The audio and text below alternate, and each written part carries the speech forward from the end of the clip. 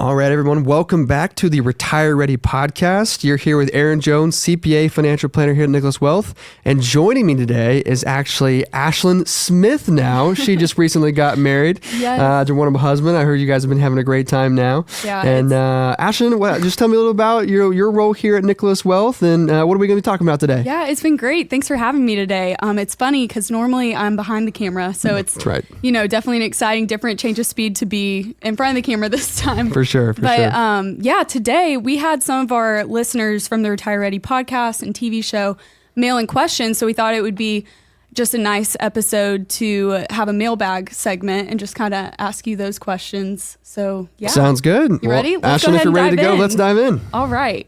So this first question comes from Chuck in Marietta, and he says, I'm worried about taxes when I retire. I've heard you mention using life insurance for tax-free retirement income. Does that really work?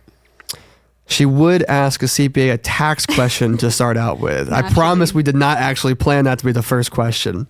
It was only fitting. Taxes in retirement using life insurance for tax-free income. Actually, there are ways to use life insurance for tax-free income. There's a few types of policies out there. One of my favorites is actually an indexed universal life policy where it's going to build cash value to life insurance. It's going to provide a death benefit as well, but it actually builds cash value, which if you take the cash value out as a loan, which you're never technically required to pay back, it does reduce down your death benefit, however, but you can actually access that money tax-free. Life insurance and those tools can be very complicated, so it's important for you to understand, does it actually make sense for your plan? But Chuck, to answer your question, you can use life insurance for tax-free income in retirement, absolutely. Yeah, that's a great question, Chuck. All right, next up, this one comes from Cal in Alpharetta. He says, my wife recently passed away, and I'm wondering if I need to think about being more conservative with my money. How do I figure out if there are better places for my money that keeps me from taking too much risk? Yeah, Cal, I'm certainly sorry to hear that, and we'll certainly be praying for your family. And I can still remember when both my grandparents on separate sides of my family, when their spouses passed away, and of course you never want life to be like that. But now But to answer your question, you go through, today is a great time to be conservative, right? The risk-free rate right now in high-yield savings and even short-term treasuries is close to 4.5% right now. It's an amazing time to be conservative. And so, when you think about being more conservative, a lot of times it just depends on what type of income do you need in retirement.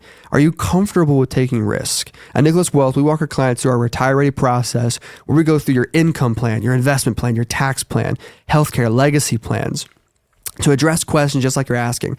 With the loss of a spouse, what do I do from here? How do I structure my portfolio to make sure I've got the income that I need? And then if I need healthcare costs, long-term care, that my portfolio is going to be there for me in retirement. And so, Cal, yes, it's a great time to be conservative. You can use high yield savings. You can actually use some annuities or insurance contracts to help protect your principal there. There's a lot of annuities out there I would not touch with a 10-foot pole, but there are some out there that can actually make a lot of sense that'll protect your principal and actually provide you some pretty great income and rate of return as well in retirement. Yeah, that's great. Great information.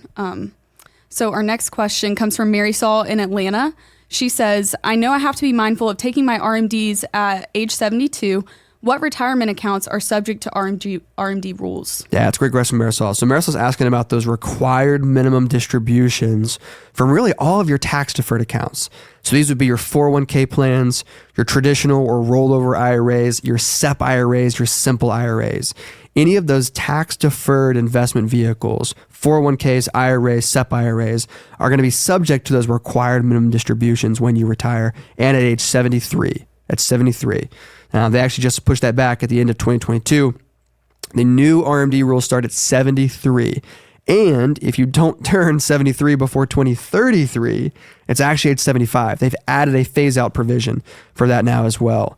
And so 73 now, if you don't turn 73 before the year 2033, it's age 75, where you were forced to take out a certain percentage off of those retirement accounts. 401ks, IRAs, SEP IRAs. Roth accounts are actually not subject to those required minimum distributions. Wow. All right. So Vince in Lawrenceville is 54 years old, and he says that his employer just offered a Roth 401k option. He says he'll probably work another 10 or 12 years. Is it worth switching to that from a traditional 401k? Yeah, Roth 401ks can be great tools to actually provide you tax-free income in retirement. And so when you put money into a Roth IRA or a Roth 401k, you put money in after tax. You are paying the taxes on it today, but in retirement, your earnings are actually growing in those accounts tax-free. Ashlin, as a CPA, those are two of my favorite words, tax-free. I love it. Again, you do have to pay tax when you put your contributions in, but once those contributions are in, your earnings are going to grow tax-free.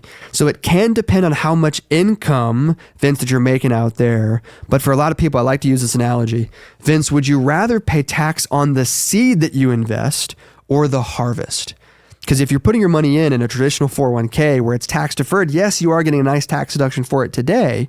But when you take those earnings and all your contributions out in retirement, now you have to pay taxes on it. Vince, you're 54 years old today. What are taxes going to be like when you retire at 60? What about 65? What about 70? Based on what I'm seeing in our economic environment, our political environment right now, I've got to believe tax rates are going to be higher. So if I can pay a lower tax rate today and provide tax-free income in retirement, I think there's a pretty good case for that. So Roth 401ks can be absolutely a great tool. Yeah. So Aaron, as a CPA, do you believe that taxes are going higher? Do you think that Roth accounts are a good option for everyone, or are there cases where it might not be? Yeah, they can be. It does depend. If you're in a 35, 37, even 39% tax bracket between federal and state taxes, Roth 401ks are still good. You still want to consider those as well. But some of those tax deductions, if you're not going to be generating the same amount of income in retirement, you may want to consider splitting those or moving to more a traditional 401k plan there as well. But the point still remains, would you rather pay tax on the seed or the harvest there as well? Yeah, that's great.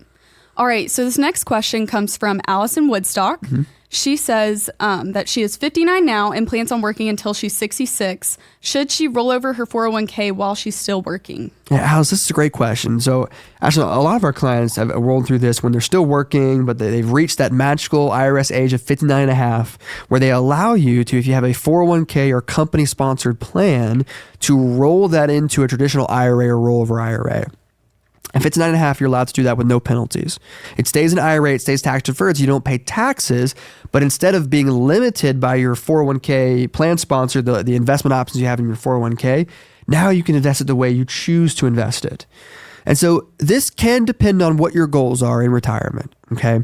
Let me give you some pros around why I like having our clients have the option of rolling those into an IRA.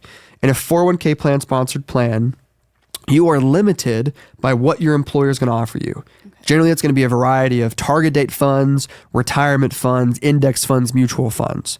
Okay. Some plans offer, hundreds of those types of funds. Some plans only offer, 20 to 30 of those types of funds. So I'm limited to what they choose. And if you have funds that are underperforming other funds out there, you don't get to choose to invest elsewhere. You're limited to what you have available in those plans. Mm-hmm. And so if your plan doesn't have a lot of great fund options, it may be more wise to roll it into an IRA where you get to choose to invest it how you want to invest it. You can go buy individual stocks, you can go buy target date funds, you can go buy index funds, mutual funds. You can invest in a lot of the similar things that you can do in your 401k plan anyways. And so especially once you've reached that 59 and a half years as well, you can also access your money without penalty as well. You have to pay taxes for traditional 401k, but there's no penalty anymore as well.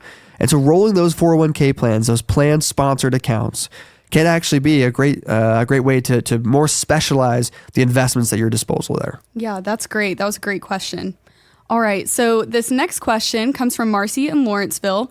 She says, my husband and I are fairly conservative with our money. I've been hearing inflation is on the rise. Could there be a way to keep our money growing without taking on too much risk? Ashlin, that's a great question. We get this question a lot about, Aaron, I'm not really comfortable taking a lot of risk. I don't like all the volatility we're seeing in the market, because if we look at the last 23 years in the market, it's been a really volatile 23 years. You have the tech bubble burst in the early 2000s. You have the terrorist attack, 9/11 after that, terrible situation, deep in that recession for 2 years.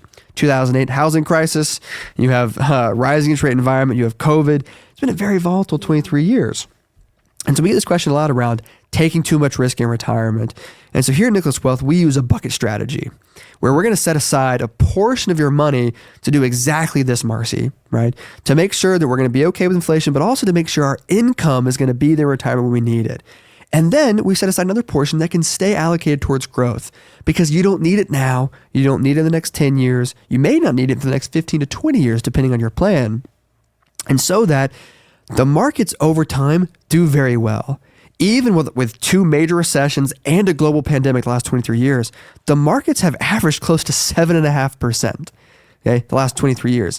Again, have markets averaged higher than that historically? Yes.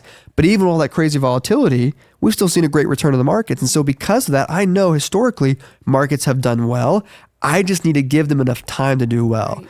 And so if I can set aside a portion of my portfolio designed to provide me income, to lower my volatility and potentially protect my principal, well, great. I know if I can do that for the next 10 years, now the money that's in the market would have potentially have 10 or more years to sit, to grow, to earn, and to manage the volatility we see in the market. Right. No, and I know David says this all the time. The most important thing you can do whenever you're investing is to stay invested. That's right. Keep your money there. But all right. So next up, this question comes from Brett in Alpharetta.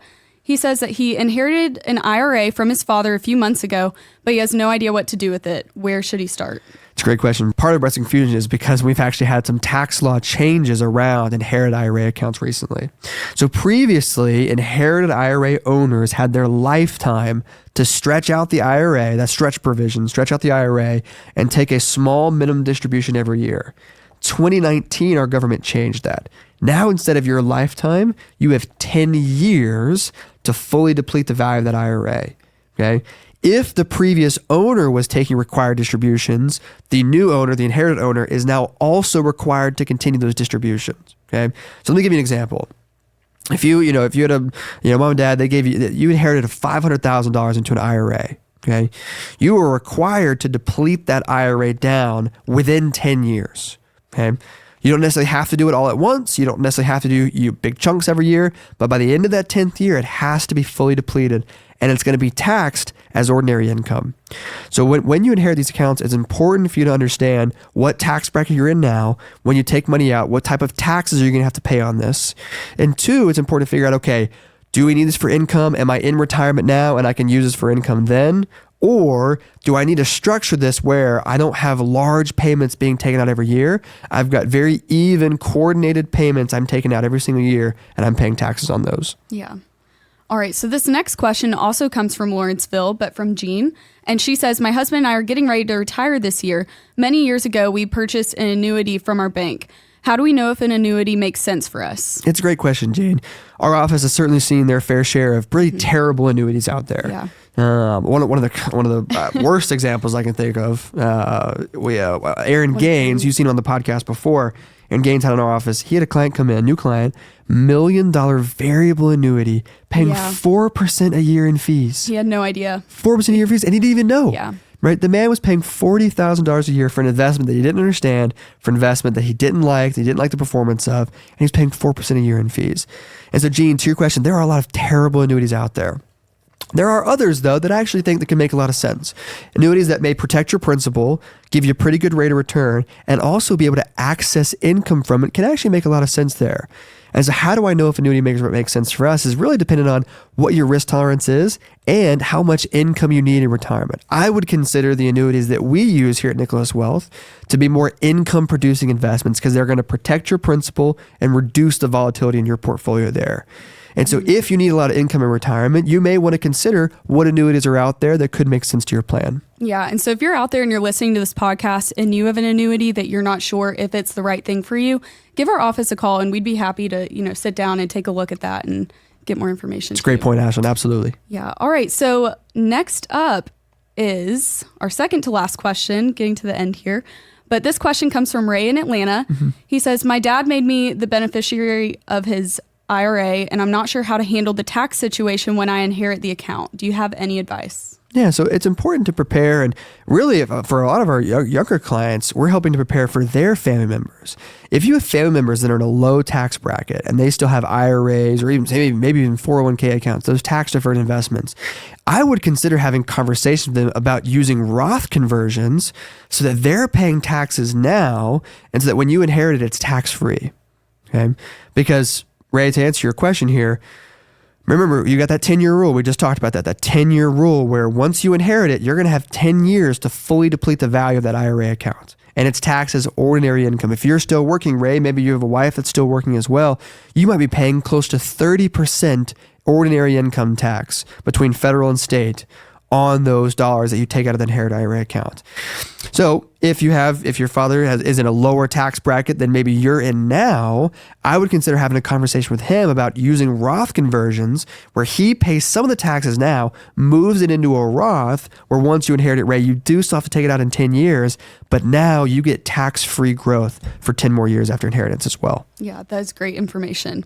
All right, now, Aaron, last question. I'm going to hit you with the true or false. Okay, here we go. So, Social Security is a tax-free source of income in retirement. True or false? It depends. It depends. I know, listen, you guys don't love that answer, but it does depend. So Social Security could potentially be taxable in retirement. Here in the state of Georgia, thankfully, Georgia is very friendly here. Georgia does not tax Social Security benefit, but our federal government potentially does. And so it's based on something called your provisional income. There are 3 different tiers of income that once you reach certain levels of income, your Social Security can be included as taxable income. They've given you a little carrot on top though, and they said no more than 85% of your Social Security benefit will be taxable in any 1 year. But if you have pension income, if you're generating income from your IRAs or 401k accounts, which is taxable income, if you're earning interest or dividends in some of your after-tax accounts or savings in the bank, that is factored into your provisional income. And once that reaches different tiers, your Social Security benefit can be taxable in retirement. All right. Yeah. Thank you so much, Aaron. And thank you for having me join you this time. Absolutely. It's great to have you, Ashlin. Thank you all of our listeners for tuning in for this episode. That wraps up our mailbag segment. But if you are listening and you have any other questions that you'd like to send in, I think this was a fun segment. It might be something, fun to do again. We got to revisit this again. This was good. Yeah. So send in your questions that you might have. But yeah, thank you for tuning in to Retire Ready. All right, everybody. We'll see you next time. Thanks for tuning in. Thank you.